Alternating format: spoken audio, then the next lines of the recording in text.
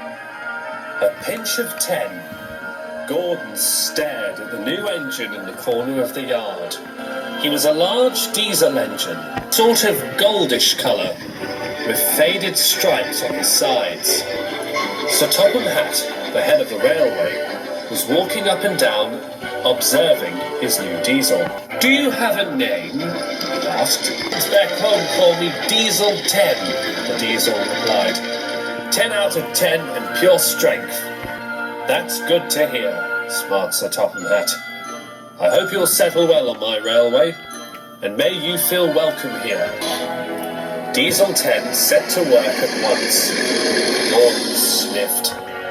This was going to make interesting conversation with the other engines later that day.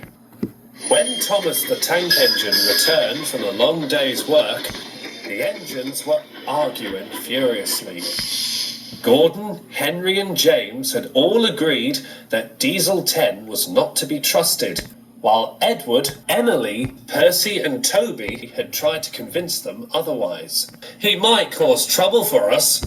Nasty fumes from a dingy diesel. I don't want to be anywhere near something as devious as that. He hasn't done anything wrong. We should give him a chance." Thomas is quite right. He just wants to be useful. We don't know what he's capable of until he's proven himself.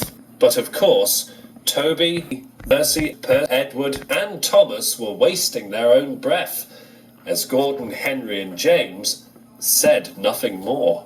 A few days later, James had brought a goods train from the other side of the island and was complaining bitterly to Toby about the day's work.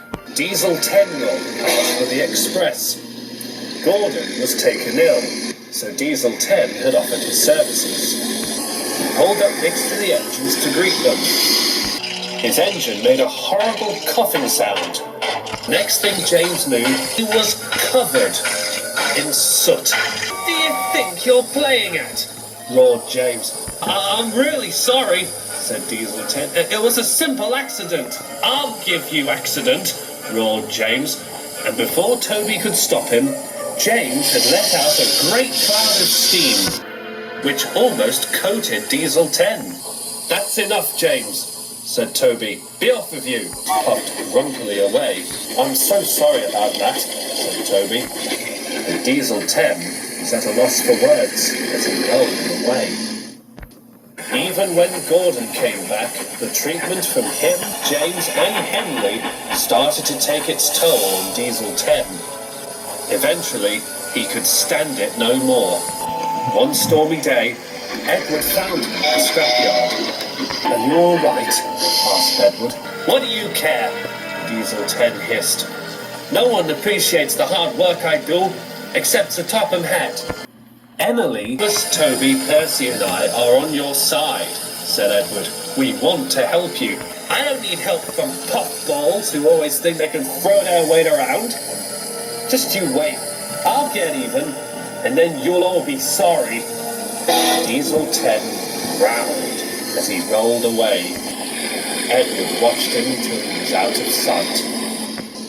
No one saw or heard anything from Diesel 10 for quite some time. When Thomas and Percy came across him again, when Sir Topham Hatt asked them to collect some trucks from the smelters, the sight that met them was horrifying. Diesel 10 was working in the middle of the scrapyard, but now he was loading trucks with a large mechanical crunching claw, which he was calling Pinchy.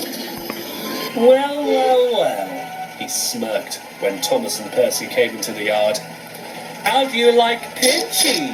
I think he's hungry for some puffballs." "Monstrous!" wailed Percy. "There's nothing left of you," said Thomas.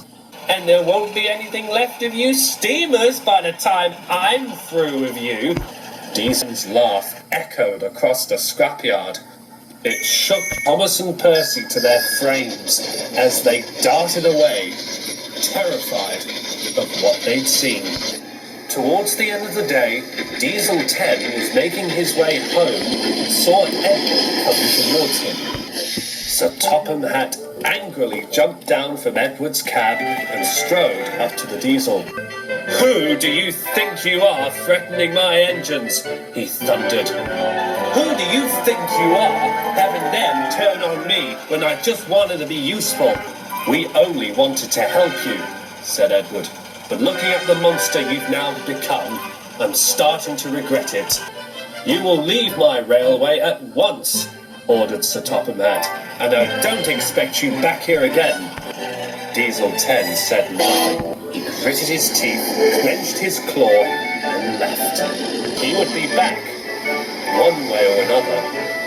But that's a story that some of you may know all too well.